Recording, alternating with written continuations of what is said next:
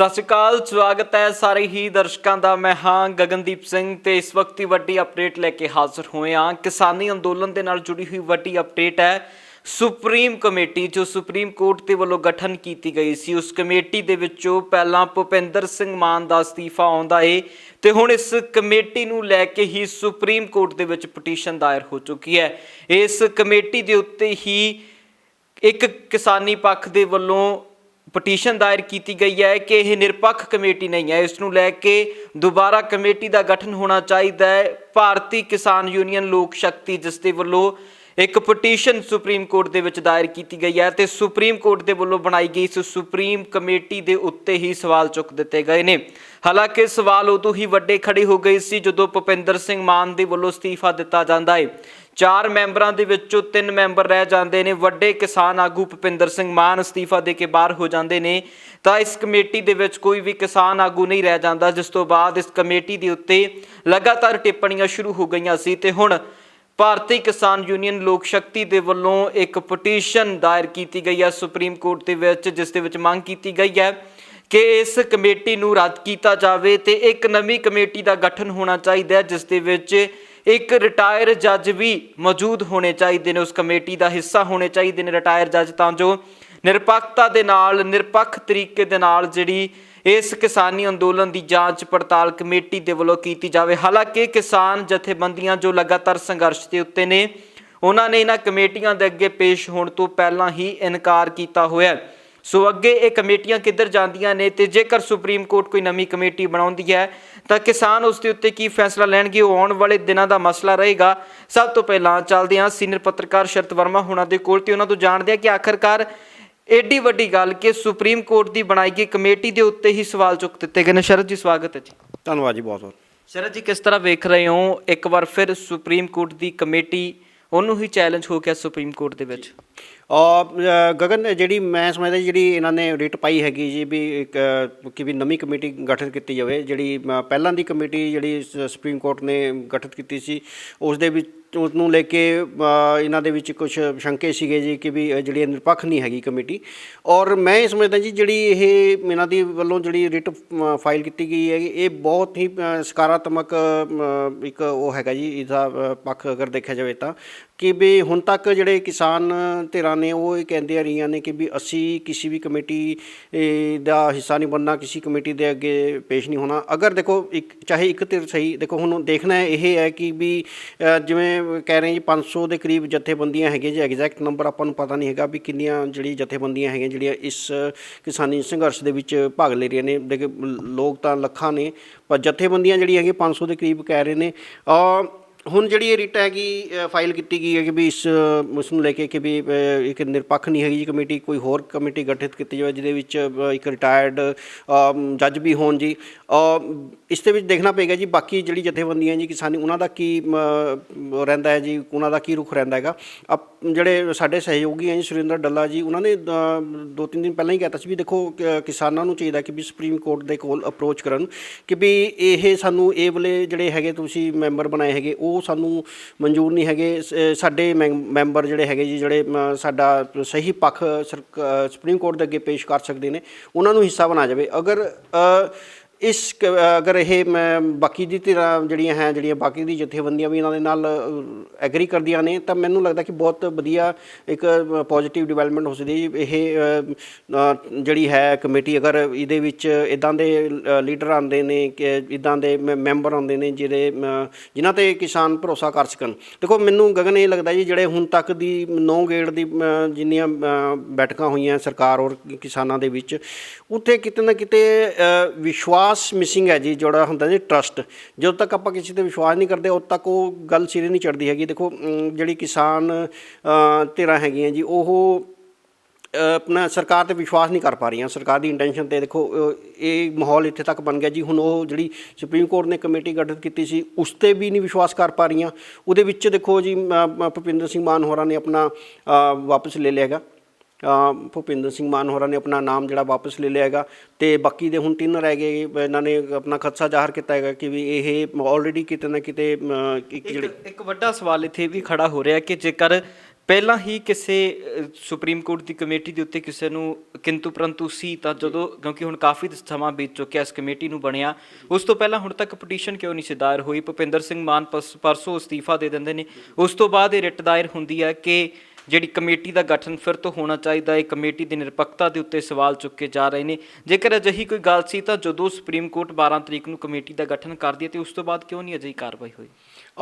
ਦੇਖੋ ਗਗਨ, ਮੈਨੂੰ ਮੈਂ ਇਹਦੇ ਵਿੱਚ ਦੇਖਣਾ ਪਏਗਾ ਜੀ। ਦੇਖੋ ਇਹ ਇਸ 'ਤੇ ਵੀ ਮੈਨੂੰ ਲੱਗਦਾ ਜੀ ਰਿਐਕਸ਼ਨ ਜਿਹੜੇ ਬਾਕੀ ਜਿਹੜੇ ਕਿਸਾਨ ਜਥੇਬੰਦੀਆਂ ਦੇ ਉਹਨਾਂ ਦੇ ਜੋ ਇਸ ਦੇ ਪੱਖ ਦੇ ਵਿੱਚ ਨਹੀਂ ਆਉਣਗੇ। ਮੈਨੂੰ ਜੋ ਮੇਰਾ ਹੈ ਜੀ ਹੁਣ ਤੱਕ ਦਾ ਤਜਰਬਾ ਕਿ ਵੀ ਉਹਨਾਂ ਦੀ ਸ਼ੁਰੂ ਤੋਂ ਇਹੀ ਮੰਗ ਰਹੀ ਹੈ ਜੀ ਵੀ ਅਸੀਂ ਜਿਹੜਾ ਆਪਣਾ ਇਹ ਅੰਦੋਲਨ ਦੇ ਜ਼ਰੀਏ ਹੀ ਅਸੀਂ ਜਿਹੜੇ ਇਹ ਕਾਨੂੰਨ ਵਾਪਸ ਲੈਣੇ ਹੈਗੇ।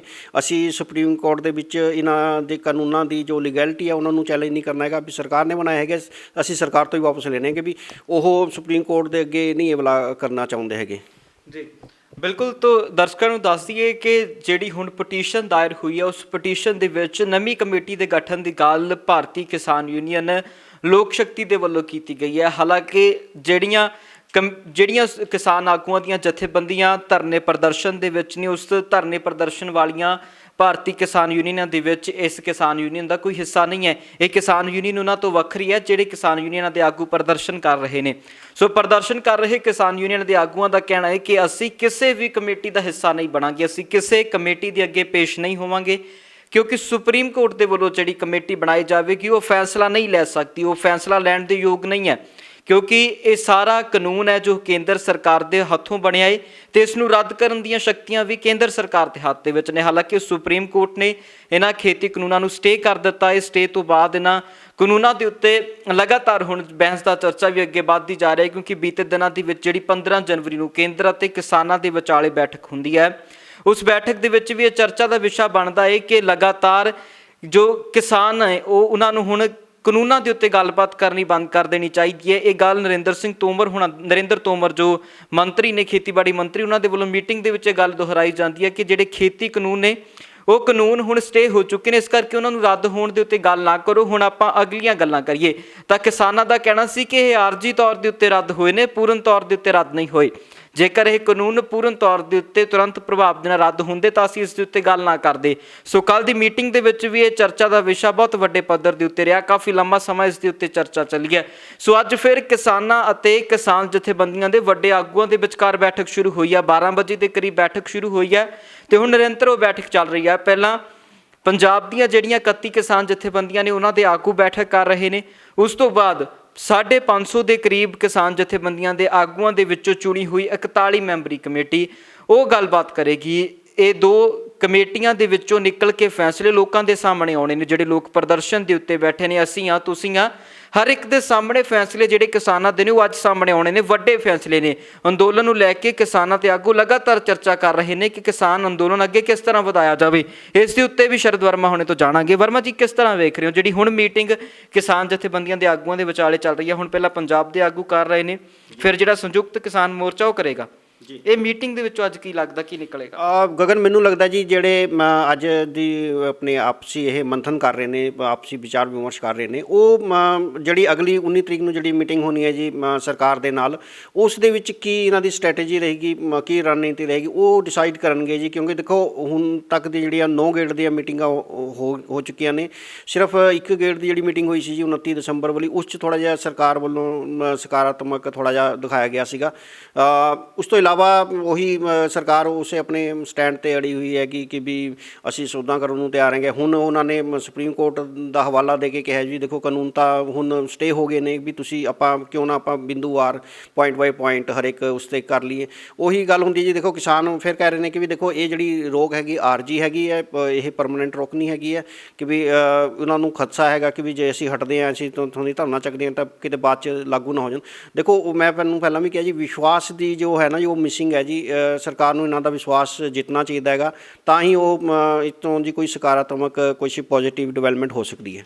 ਜੀ ਬਿਲਕੁਲ। ਸੋ ਕਿਸਾਨਾਂ ਤੇ ਕਿਸਾਨ ਜਥੇਬੰਦੀਆਂ ਦੇ ਆਗੂ ਉਹਨਾਂ ਦੇ ਵਿਚਕਾਰ ਬੈਠਕ ਹੈ। ਲਗਾਤਾਰ ਉਸ ਬੈਠਕ ਦੇ ਉੱਤੇ ਅਸੀਂ ਵੀ ਨਿਗਾਹ ਬਣਾ ਕੇ ਰੱਖੇ ਹੋਏ ਹਾਂ ਕਿ ਜੇਕਰ ਕਿਸਾਨ ਜਥੇਬੰਦੀਆਂ ਦੇ ਆਗੂ ਵੱਡਾ ਫੈਸਲਾ ਲੈਂਦੇ ਨੇ ਤਾਂ ਉਹ ਫੈਸਲਾ ਤੁਰੰਤ ਪ੍ਰਭਾਵ ਦੇ ਨਾਲ ਤੁਹਾਨੂੰ ਵੀ ਦੱਸਿਆ ਜਾਵੇ, ਕਿਉਂਕਿ ਅੱਜ ਉਹ ਵੱਡੇ ਫੈਸਲੇ ਕਿਸਾਨ ਜਥੇਬੰਦੀਆਂ ਦੇ ਆਗੂਆਂ ਨੇ ਲੈਣੇ ਆ ਜਿਹੜੇ ਫੈਸਲਿਆਂ ਦੇ ਉੱਤੇ ਸਭ ਦੀਆਂ ਨਿਗਾਹਾਂ ਨੇ। 26 ਜਨਵਰੀ ਦਾ ਰੂਟ ਪਲਾਨ ਆ ਜਿਹੜਾ ਕਿਸਾਨ ਜਥੇਬੰਦੀਆਂ ਦੇ ਆਗੂ ਅੱਜ ਦੱਸ ਸਕਦੇ ਨੇ ਕਿ ਅਸੀਂ ਦਿੱਲੀ ਦੇ ਵਿੱਚ ਜਾਣਾ ਹੈ, ਕਿਉਂਕਿ ਲਗਾਤਾਰ ਇਸ ਚੀਜ਼ ਨੂੰ ਲੈ ਕੇ ਸੋਸ਼ਲ ਮੀਡੀਆ ਦੇ ਉੱਤੇ ਚਰਚਾਵਾਂ ਨੇ ਕਿ ਦਿੱਲੀ ਦੇ ਅੰਦਰ ਜਾਣਾ, ਬੈਰੀਕੇਡ ਪੁੱਟੇ ਜਾ ਸਕਦੇ ਨੇ। ਪਰ ਬਲਵੀਰ ਸਿੰਘ ਰਾਜੇਵਾਲ ਖੁੱਲਾ ਪੱਤਰ ਲਿਖਦੇ ਨੇ ਕਿਸਾਨਾਂ ਦੇ ਨਾਮ ਤੇ, ਉਸ ਦੇ ਵਿੱਚ ਕਿਹਾ ਜਾਂਦਾ ਹੈ ਕਿ ਅਸੀਂ 26 ਜਨਵਰੀ ਨੂੰ ਕਿਸੇ ਕਿਸਮ ਦੀ ਹਿੰਸਕ ਘਟਨਾ ਨੂੰ ਅੰਜਾਮ ਨਹੀਂ ਦੇਣਾ, ਅਸੀਂ ਕਿਸੇ ਕਿਸਮ ਦੇ ਬੈਰੀਕੇਡ ਨਹੀਂ ਪੁੱਟਣੇ, ਅਸੀਂ ਕਿਸੇ ਕਿਸਮ ਦਾ ਕਿਸੇ ਨਾਲ ਧੱਕਾ ਮੁੱਕੀ ਨਹੀਂ ਕਰਾਂਗੇ। ਸੋ ਉਸ ਨੂੰ ਲੈ ਕੇ ਅੱਜ ਜਿਹੜਾ ਰੂਟ ਪਲਾਨ ਆ 26 ਜਨਵਰੀ ਨੂੰ ਕਿਸਾਨ ਕਿਸ ਤਰ੍ਹਾਂ ਕਿਸਾਨ ਪਰੇਡ ਕਰਨਗੇ, ਉਸ ਤੋਂ ਪਹਿਲਾਂ ਮਹਿਲਾ ਕਿਸਾਨ ਦਿਵਸ ਮਨਾਇਆ ਜਾਣਾ ਹੈ। ਸ਼੍ਰੀ ਗੁਰੂ ਗੋਬਿੰਦ ਸਿੰਘ ਜੀ ਮਹਾਰਾਜ ਦੇ ਜਨਮ ਦਿਹਾੜੇ ਦੇ ਉੱਤੇ 20 ਜਨਵਰੀ ਨੂੰ ਸੰਕਲਪ ਦਿਹਾੜਾ ਮਨਾਇਆ ਜਾਣਾ। ਸੋ ਇਹ ਦਿਨ ਬੜੇ ਅਹਿਮ ਨੇ ਕਿਸਾਨ ਜਥੇਬੰਦੀਆਂ ਦੇ ਆਗੂਆਂ ਦੇ ਲਈ।